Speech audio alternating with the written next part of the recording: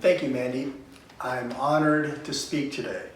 So, we are in the wilderness, and I want to take a look at this book, Christian Social Innovation, Renewing Wesleyan Witness, and I'll read a summary on the back.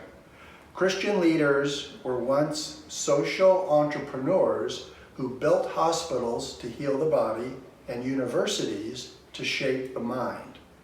Once again, we are hungry for new ways of living and doing things that can chart better paths forward. We are hungry for an approach to innovation that can address what doesn't seem to be working, and also for a model rooted in more organic metaphors of growth, renewal, and vitality. So, renewing Wesleyan witness. Now, this book talks about the wilderness, and we're going to get into it in a second, but what does it mean to renew Wesleyan witness, and why is there a need to renew Wesleyan witness? What happened? So the basic reason the book gives is the Methodist Church is trapped by its own success. So if you look at the two basic directions that money and resources can go in, managing what currently exists, or innovation, starting new things, what would be a good breakdown, literal percentage of where the resources go? Should it be 50-50? Should it be 2/3 management, 1/3 new things? The book suggests, doesn't literally use these numbers, but suggests that in recent decades it's been like a 90-10. Okay, that's an imbalance, and because of that imbalance, there's a need to renew Wesleyan witness. So I want to read a page, or a section, that talks about the wilderness, because that's what we're in. And this is under the heading, Beginning with the End Nurtures an Improvisational Spirit.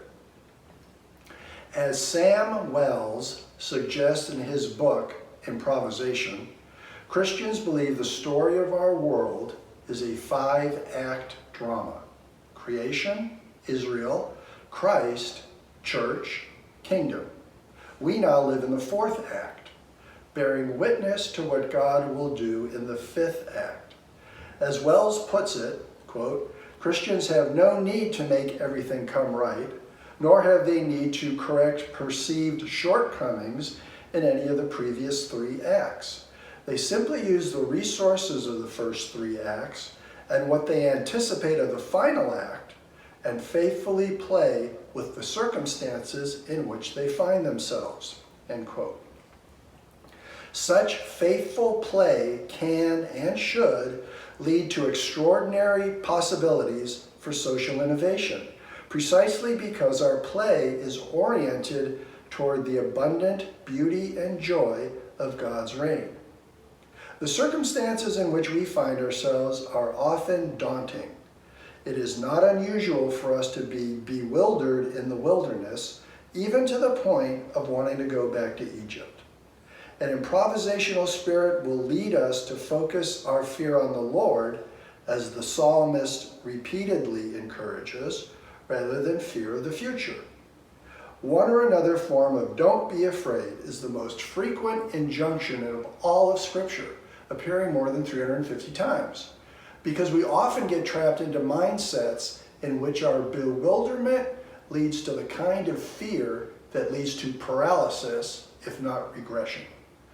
By contrast, the fear of the Lord, a focus on the awe and reverence appropriate to a God who brings life out of death, restoration out of exile, joy out of despair, leads us to trust God and lean with improvisation into the future. The psalmist reminds us, fear of the Lord is where wisdom begins. That's Psalm 111, verse 10.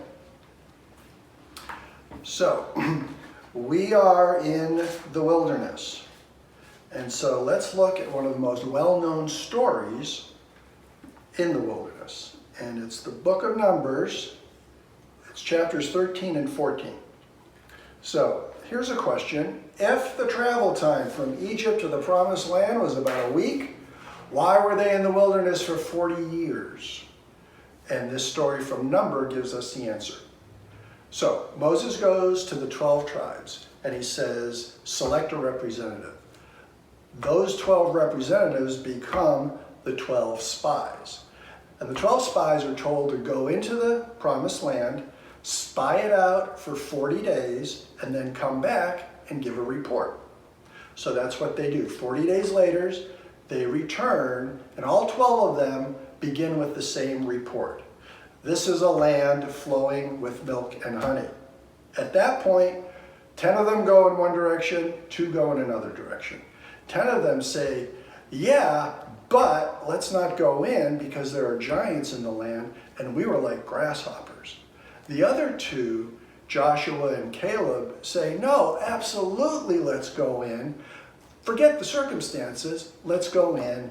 God's going to make a way. So who do the people listen to? Well, they listen to the 10 spies to the point where they decide they're going to get rid of Moses and go back to Egypt. So what happens? Moses and the Lord have a conversation, and out of that comes a decision. And the decision that was made is in Numbers 14, verse 29 to 34. 29 to 34, 29 to 34. Your dead bodies will fall in this desert. None of you who were enlisted and were registered from 20 years old and above, who complained against me, will enter the land in which I promised to settle you, with the exception of Caleb, Jephunneh's son, and Joshua, Nun's son. But your children, whom you said would be taken by force, I'll bring them in, and they will know the land that you rejected. Your bodies, however, will fall in this desert, and your children will be shepherds in the desert for 40 years. They will suffer for your unfaithfulness until the last of your bodies fall in the desert. For as many days as you explored the land, that is, 40 days, just as many years you'll bear your guilt, that is, 40 years. This is how you will understand my frustration. I, the Lord, have spoken. Now, the wilderness is not all bad, even though that story certainly indicates that it is, but it's not all bad. Actually, the wilderness is very powerful and very important. So, I want to close by reading another short section from this book, but I want to do so by connecting it to a very special day for the Museum of Social Justice, and a very special day for 3 ladies who are being honored by the museum for their work. So, here's another paragraph, and this is a blessing from the wilderness. Throughout history and around the world, we found ourselves in the wilderness in a variety of situations, often born out of sin, brokenness, and other kinds of economic and social calamities. In recent years, this has included 9/11, anxieties about global terrorism, and financial crises. Yet times of crisis and anxiety have often been the times when Christians have proved most adventuresome in starting new institutions, in innovating existing institutions, in sustaining new forms of witness to God's reign. Perhaps it's in the wilderness that we discover most clearly who God is and what God is calling us to be and to do. The end is our beginning and the source of manifold new beginnings. Only from there can we think big, lead humbly, and innovate on our tradition and reclaim our identity as witnesses to God's inbreaking reign. From our end, we take our cues as actors in the theater of God's glory. Thank you.